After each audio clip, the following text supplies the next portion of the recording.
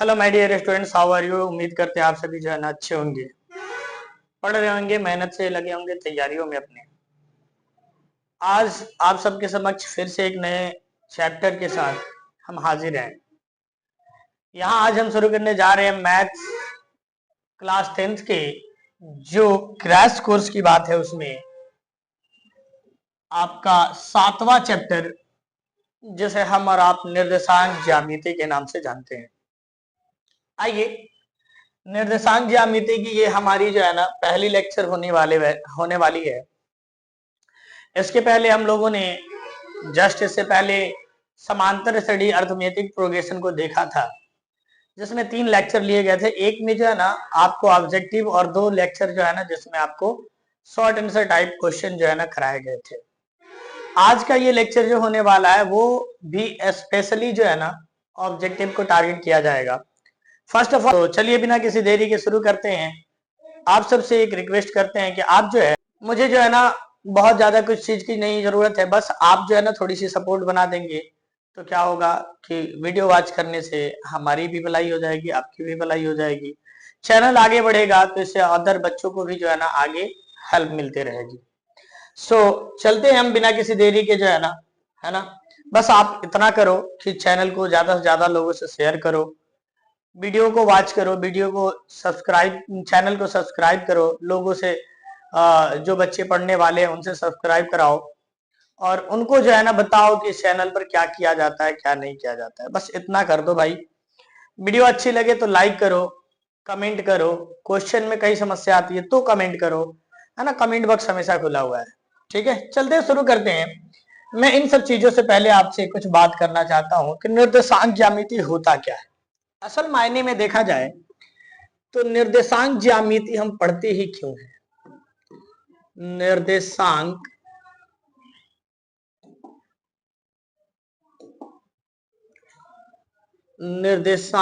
ज्यामिति जो है हम पढ़ते ही क्यों है। तो देखिए, अगर किसी सतह पर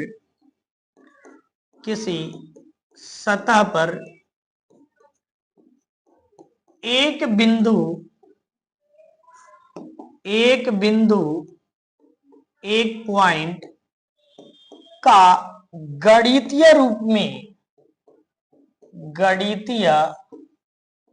रूप में नामकरण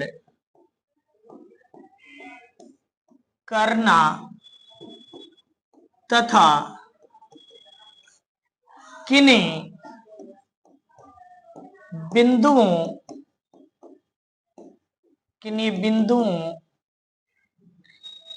के बीच की दूरी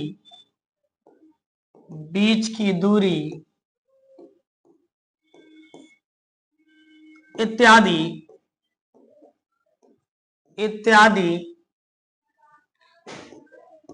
का अध्ययन इत्यादि को हम निर्देशांक ज्यामिति में समझते हैं। निर्देशांक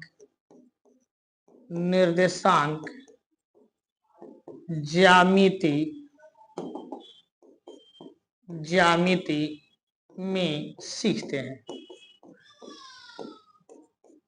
तो अगर किसी बिंदु वस्तु का या किसी पॉइंट का अगर हमें जो है ना दर्शाना है, स्थिति दर्शाना है, या किन्हीं 2 बिंदुओं के बीच जो है ना हमें कोई दूरी पता करना है, या किन्हीं 2 या 3 बिंदुओं से घिरी एक आकृति जो बनती है उसका क्षेत्रफल पता करना है, इन सब तरह की चीजों का जो है ना गणना हम इस निर्देशांक ज्यामिति में करते हैं। जैसे मैं एग्जांपल बताऊं, ऐसे मैंने 2 अक्ष लिया, इसको हम कहते हैं क्या, एक्स अक्ष, है ना, इसे कहते हैं वाई अक्ष, है ना, इसे कहते हैं एक्स अक्ष। इधर एक्स डैश, इधर एक्स होता है, सबको पता है, मैं उतनी दूर आपको नहीं ले चलना चाहता हूँ। इधर में जो है ना कुछ पॉइंट्स होते हैं 1 2 3, इधर में होता है 1 2 3, है ना जी, ऐसे। तो अगर मुझे सपोज कि इस पॉइंट का नाम देना है, तो इस पॉइंट का नाम देने के लिए मैं क्या कर सकता हूँ, इधर से x की वैल्यू 1 ले लेता हूं और इधर से y की वैल्यू 2 ले लेता हूं। इस प्रकार इस पॉइंट का नाम क्या हो जाता है, 1,2 हो जाता है। तो इन सब चीजों को जो है ना मैं विशेषकर यहाँ नहीं बात करूंगा और डीप, बस इतना समझना, इस तरह की कार्य को करने के लिए एक सतह पर किसी बिंदु की स्थिति को गणितीय रूप से दर्शाने के लिए हम निर्देशांक ज्यामिति पढ़ते हैं। आपको बता दे father of coordinate geometry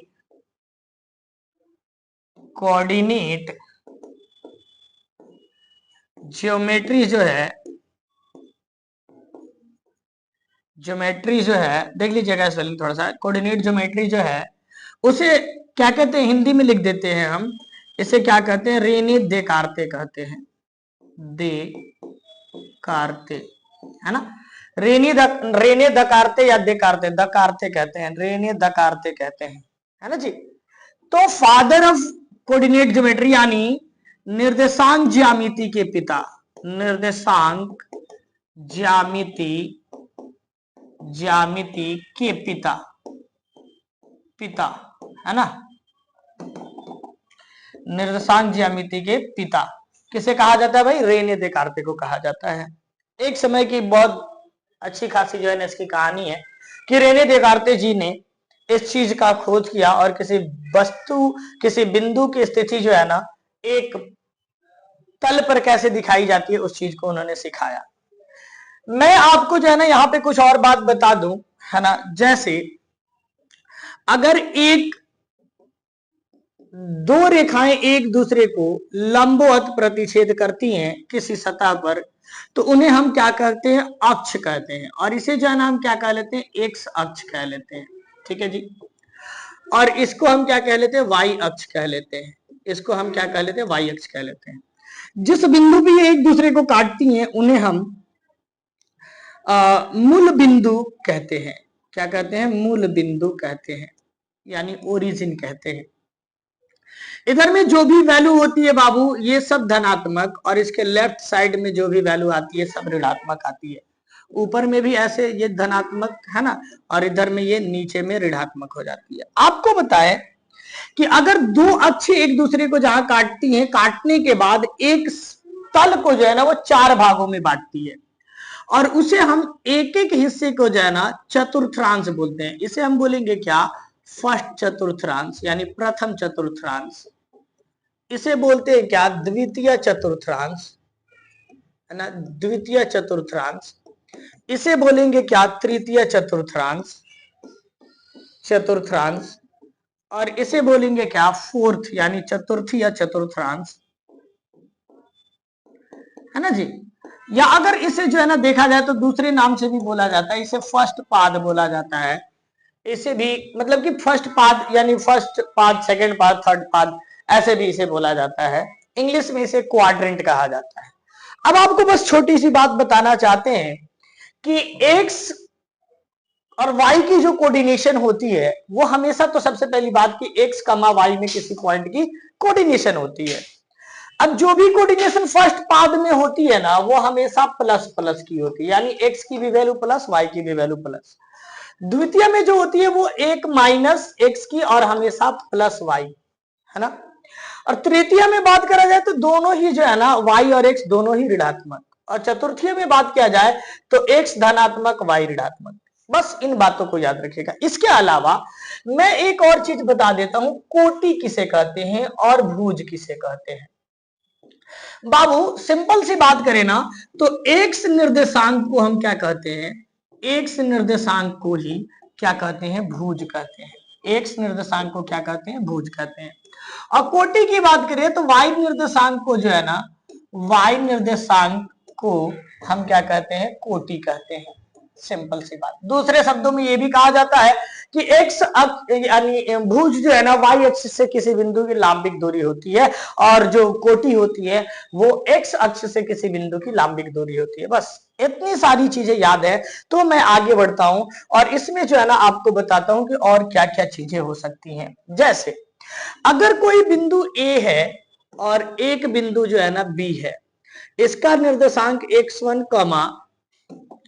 x1 y1 है और इसका निर्देशांक x2 y2 है, ठीक है जी। इन बिंदुओं के बीच की दूरी, यानी अगर हमें यहाँ AB की दूरी निकालनी है, AB की दूरी निकालनी है, AB की दूरी निकालनी है ना, तो AB की दूरी जो होगी वो फॉर्मूला होता है इसका, x2 माइनस x1 का whole square, x2 minus x1 का whole square plus y2 minus y1 का होल स्क्वायर। ठीक है जी, मैं इन सब चीजों पर बात करने से समय व्यतीत नहीं करना चाहता हूं। आप देखें जितनी भी आइडेंटिटी जो है ना है इस चैप्टर के अंदर, यहां पर हमने पहले से नोट कर दी है। किसी बिंदु पी क्यू के बीच की दूरी जो निकालनी जाती है, यहाँ स्क्वायर छूट गया है, यहाँ भी स्क्वायर छूट गया है ना। किसी बिंदु एक्स वाई की मूल बिंदु से दूरी जो होती है वो होता है under root x square plus y square. ठीक है जी, अगर कोई बिंदु x1 y1 x2 y2 ऐसे हैं तो x1 y1 x2 y2 है तो उसको जोड़ने वाली रेखाखंड m1 m2 अनुपात में विभाजित करती है, तो अनुपातिक आंतरिक रूप से विभाजित करती है, तो अनुपातिक सूत्र के रूप से हम इसे जानते हैं m1 x2 plus m2 x1 by m1 plus m2 कमा m1 y2 plus m2 y1 by m1 plus m2, ये वाला फॉर्मूला हो जाता है। आगे बढ़ा जाए तो दो बिंदुओं को जोड़ने वाली रेखा क्या मध्य बिंदु का निर्देशांक कहा जाता है क्या x1 plus x2 by 2 comma y1 plus y2 by 2, है ना। अगर यहां पर कोई कांस्टेंट आ जाता है तो उसका जो है ना आपका सूत्र ये बन जाता है। यहां पर x1 y1 x2 y2 x3 y3 बनाने वाली त्रिभुज है तो उसका क्षेत्रफल हो जाता है 1/2 into x1 into x1 y2 minus y3 plus x2 into y3 minus y1 और plus x3 into y1 minus y2। ठीक है जी, ये सारी चीजें। आगे देखा जाए तो किसी बिंदु के किसी त्रिभुज के तीनों निर्देशांक दिए गए हैं और उसके केंद्रक का पता लगाना है, तो x1 plus x2 plus x3 by 3 y1 plus y2 plus y3 by 3, ये फॉर्मूला हो जाता है। अब जो है ना अगर आपको ये सारी आइडेंटिटी पता है, याद है, तो आप जो है ना फ्लुएंसी के साथ जो है ना एक्सरसाइज को कर सकते हो। एक दिन जो है ना वॉइस मिस हो जाने की वजह से हमेशा इस पे ध्यान रहता है। चलिए आगे बढ़ते हैं, है ना। हम आज की क्लास में जो है ना स्पेशली हम क्या करने वाले हैं, एमसीक्यूज करने वाले हैं, है ना। तो देखिएगा भूमिका से प्रश्न आया, किसका भाई, वस्तुनिष्ठ प्रश्न, ऑब्जेक्टिव प्रश्न। कह रहा है कि -4,3 की स्थिति किस पाद में होगी। तो आपको बताया था अभी कि माइनस और प्लस आता है द्वितीय पाद में। किसी वाई अक्ष से किसी बिंदु की वाई अक्ष से दूरी उस बिंदु की क्या कहलाती है भाई, एक्स निर्देशांक कहलाती है या भुज कहलाती है, अभी बताया था। कार्तीय तल की स्थिति 6,4 कोटि का मान होगा। कोटि का मान हमेशा वाई निर्देशांक होता है यानी 4 हो जाएगा। ठीक है, प्यारा प्यारा सवाल आता है, लेकिन मस्त सवाल यहां से आते हैं, अच्छे खासे क्वेश्चन आते हैं।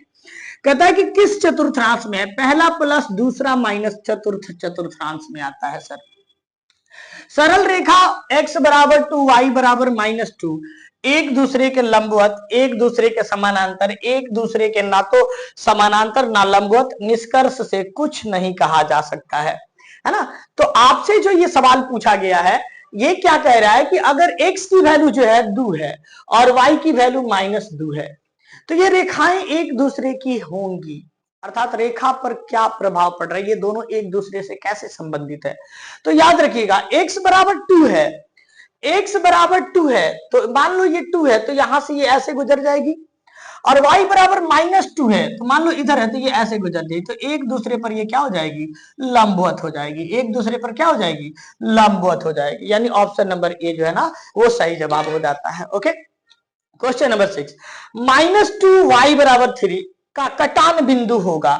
-2y बराबर 3 का कटान बिंदु जो होगा उसका निर्देशांक होगा -2,3 हो जाएगा सर, -2,3 हो जाएगा, सिंपल सी बात है ना, है ना। आगे चलते हैं, इतना इतना किस पाद में स्थित है। देखो नंबर देख के नहीं डरना, बस पहला प्लस दूसरा माइनस किस में होता है, चतुर्थांश में होता है। 4,3 किस पाद में स्थित होगा, 4,3 दोनों प्लस तो प्रथम पाद में हो जाएगा। ठीक है जी, आगे बढ़ते हैं। कार्तीय तल की स्थिति देखो, अगर नहीं दिख रहा हो तो थोड़ा सा मैं इसको बड़ा कर लेता हूं, है ना जी।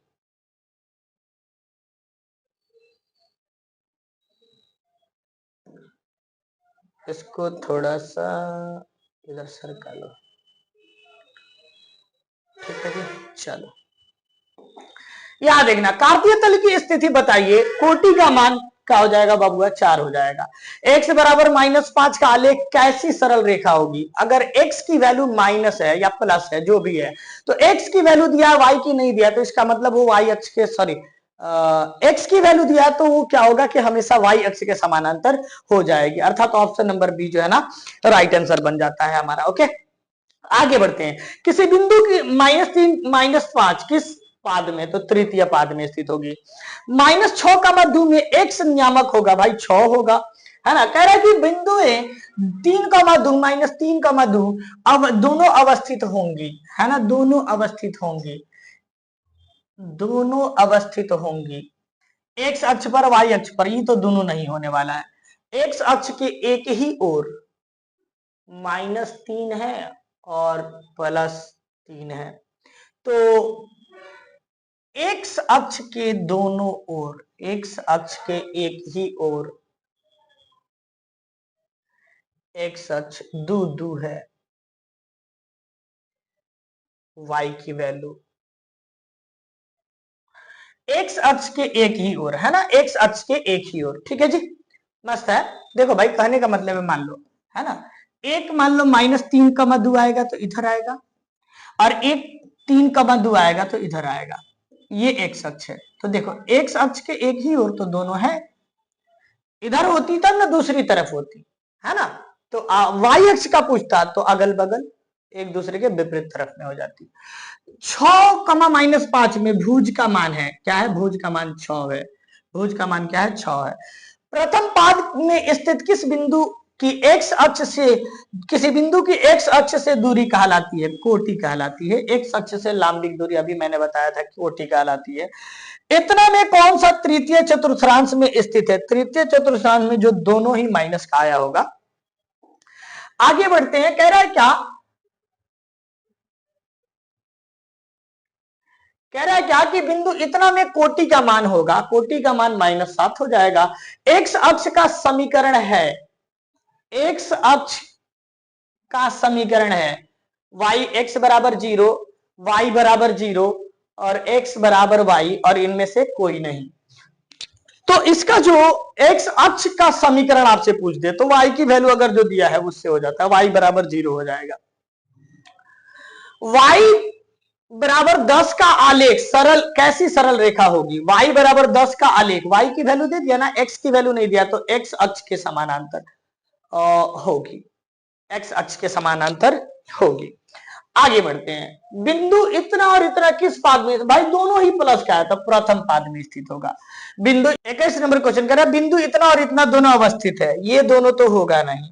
आगे कह रहा है क्या, वाई अक्ष के दोनों ओर, इसका जवाब बन सकता है वाई अक्ष के दोनों ओर, है ना, एक तरफ इधर आएगा -4 एक्स का और इधर आएगा 4, है ना जी। तो इस तरह से वाई अक्ष के दोनों तरफ हो जाएगा, वाई अक्ष के दोनों तरफ हो जाएगा, ये एक्स अक्ष होता है, ये वाई अक्ष होता है, तो वाई अक्ष के दोनों तरफ हो जाएगा। आगे बढ़ते हैं, कह रहे हैं कि बिंदु इतना,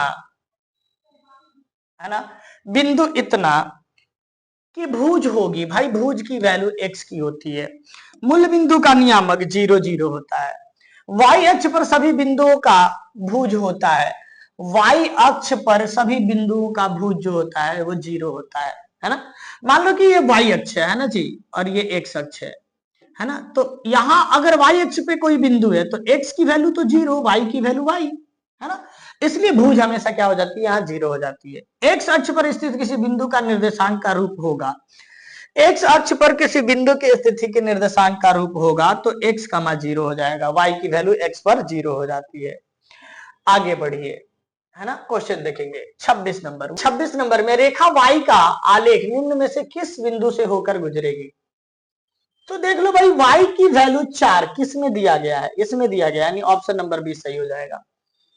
भुज की वैल्यू पूछा है भाई -2 हो जाएगा, है ना। सबके सत्र भी लिखे गए, प्रश्न कब पूछा गया है देखेंगे, एक ही सत्र, एक 22 22 22 22 सब ये 22 का सवाल है ना, देख सकते हैं आप। एक्स अक्ष पर किसी बिंदु का y नियामक होता है, y नियामक एक्स अक्ष पर हमेशा 0 होता है। किस चतुर्थांश में, पहिल का प्लस दूसर का माइनस, तो चतुर्थीय चतुर्थांश में। आगे बढ़ते हैं, कह रहा है कि y अक्ष का समीकरण है, y अक्ष का समीकरण है, y अक्ष का समीकरण है तो x बराबर 0। इस नंबर क्वेश्चन, सरल रेखा y बराबर 2x - 3 का आलेख किस बिंदु से गुजरेगी। x की वैल्यू जरा पुट करो इसमें, 2 दूना 4, और 4 में से 3 चला गया 1, दिया है y की वैल्यू 1, नहीं, इससे नहीं गुजरेगी। अगर यहाँ 4 रखते तो 4 दूना 8 में से 3 गया, बचा 5, ये भी नहीं होने वाला है। 3 दूना 6, 6 में से 3 चला गया 4, नहीं, गलत बात है। 5 दूना 10, 10 में से 3 चला गया 7, यानी ये वाला ऑप्शन सही हो जाएगा, है ना। समझ रहे हैं क्या कर रहे हैं, x की वैल्यू रख रहे हैं, y की वैल्यू देख रहे हैं कि क्या आ रहा है। तो y की वैल्यू, x की वैल्यू 5 रखने पर y की वैल्यू भी यहां सही प्राप्त हो रही है। जैसे कि अगर यहां पर y बराबर 2x माइनस 3 है, तो हमने रखा 2 इंटू 5 और माइनस का 3, तो 10 में से 3 चला जाएगा, तो क्या बचेगा मेरे भाई, 7 बचेगा। देखो यहाँ y की वैल्यू 7 दिया हुआ है, क्लियर है। बिंदु इतना और इतना के x अक्ष पर लंब डाले गए लंबाई, x अक्ष पर बिंदु इतना और इतना से x अक्ष पर डाले गए लंबाई, लंब की लंबाई 19 हो जाएगी। कहने का मतलब मान लो ये क्या है कि यहां पर एक बिंदु दे दिया गया जिसका नियामक है क्या, 13,19, ठीक है जी। तो x अक्ष पर लंब डाला गया है ना, तो x अक्ष से किसी बिंदु की लांबिक दूरी क्या कहलाती है, कोटि कहलाती है, और कोटि का मान यहाँ क्या है, 19 है, तो इसलिए इसका मान क्या हो जाएगा, 19 हो जाएगा।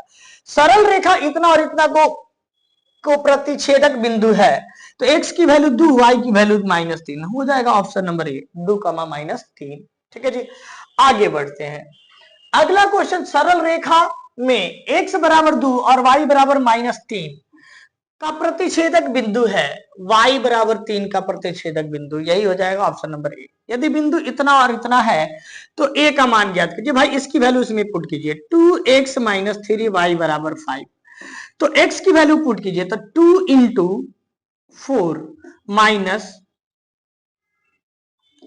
3y, सॉरी 3y की वैल्यू क्या रखा है, a रखा है, तो 3 इंटू ए बराबर का 5, तो जगह 4 दूना 8 माइनस 3a बराबर का 5, यानी -3a बराबर 5 माइनस 8 हो जाएगा क्या, -3a बराबर -3, यानी ये क्या हो जाएगा कट के, a बराबर हो जाएगा क्या 1, a बराबर हो जाएगा क्या 1, ऑप्शन नंबर ए।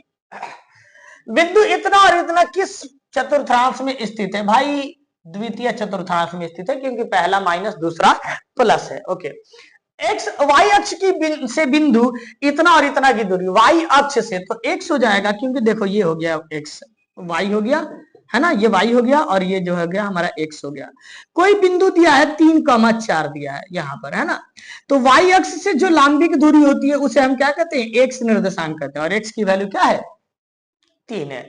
इस तरह से कर सकते हैं। आगे देखेंगे, इतना और इतना किस चतुर्थांश में, भाई तृतीय, दोनों माइनस का। यदि बिंदु x अक्ष पर लंब डालने की लंबाई 10 है, y अक्ष से y अक्ष पर लंब डाले गए लंब की लंबाई 5 है, तो y अक्ष पे जो लंब डाला गया उसे x निर्देशांक, और जो x अक्ष पे लंब डाला गया उसे y निर्देशांक, यानी 5,10 हो जाएगा। 40 का आंसर क्या हो जाएगा बाबू, 5,10 हो जाएगा। ओके, आगे बढ़ते हैं, y अक्ष से बिंदु इतनी और इतनी की दूरी है, अरे भाई y अक्ष से लांबिक दूरी x निर्देशांक कहलाता है, ये हो गया हमारा 12।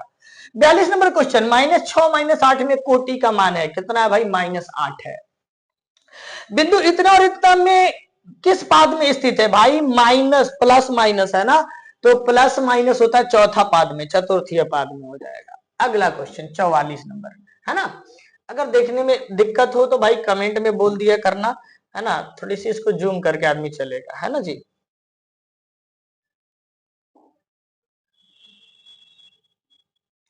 चलोगे देखोगे, 44 नंबर क्वेश्चन, निम्न में से कौन सा बिंदु द्वितीय चतुर्थांश में स्थित है, द्वितीय में पहल का माइनस दूसर का प्लस, ठीक है जी। आगे बढ़ो, वाई अक्ष पर किस बिंदु, वाई अक्ष पर स्थित किसी बिंदु का रूप होता है, वाई अक्ष, ऑप्शन नंबर सी सही नहीं होगा। इस तरह से क्वेश्चन के अनुसार जो है ना, इनमें से कोई नहीं। चलेंगे देखेंगे क्या, क्वेश्चन नंबर 46 कह रहा है कि निम्न में से कौन सी बिंदु x बराबर 2 का लेखा चित्र है, 2025 में पूछा हुआ प्रश्न है, ठीक है जी। और इस तरह से देखा जाए तो 2,0 है ना, 2,0 भी हो जाएगा, 2,1 भी हो जाएगा, x का निर्देशांक सब में 2 है, तो यानी सब हो सकते हैं। एक्स की वैल्यू सब में 2 है, यानी सब हो सकते हैं, यानी ये हो सकता है क्या, ऑल ऑफ दीज हो सकता है। जरा आप इसको चेक कर लेना, ऑल ऑफ दीज हो जाना चाहिए। आगे आते हैं 47 पर, निम्नलिखित में से कौन सी x बराबर 5 है ना। देखिए भाई, इसमें भी हो जाएगा क्या, ऑप्शन नंबर डी है ना, सब के सब हो जाएंगे। ओके, चलिएगा 48 नंबर क्वेश्चन, 0,0 और मूल बिंदु है और p जो है ना निर्देशांक है, तो OP की दूरी होगी। भाई हमने अभी बताया था मूल बिंदु से दूरी जो होती है वो क्या होती है, x square plus y square होती है ना। तो x की वैल्यू 3 हो गया सर, अंडर रूट 3 का स्क्वायर प्लस 4 का स्क्वायर, यानी 9 प्लस 16 है ना जी, हो जाएगा क्या 25, अंडर रूट 25, 25 की वैल्यू क्या आ जाएगी 5। ठीक है जी, option number A is your correct answer. 49 की बात करें जाए वाई अक्ष से 7,12, वाई अक्ष से तो 7 हो जाएगा सर। ठीक है, समझ में आ रही है बातें। आगे बढ़ते हैं 50 नंबर क्वेश्चन देखते हैं। क्या बिंदु इतना और इतना में कोटि का मान होगा सर, 10 हो जाएगा। बिंदु इतना और इतना किस पाद में स्थित है, प्रथम पाद में। चतुर्थांश निम्नलिखित में से कौन सा बिंदु तृतीय चतुर्थांश में, तो ऑप्शन नंबर सी हो जाएगा। साइन 7 साइन 30 डिग्री कॉमा 0 तथा 0,7 साइन 30 डिग्री के बीच की दूरी होगी। 730 डिग्री की अगर बात करा जाए तो हो जाता है क्या, 7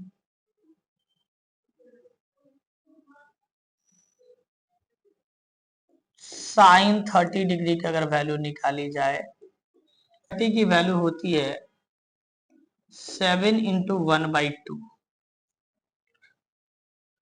ठीक है जी। तो यानी ये हो जाता है क्या 7/2, और ये भी हो जाएगा क्या हमारा 7/2, ये भी हो जाएगा क्या 7/2, और ये भी हो जाएगा क्या 7/2, यानी कुल मिला के ये ऐसा लिखा हुआ है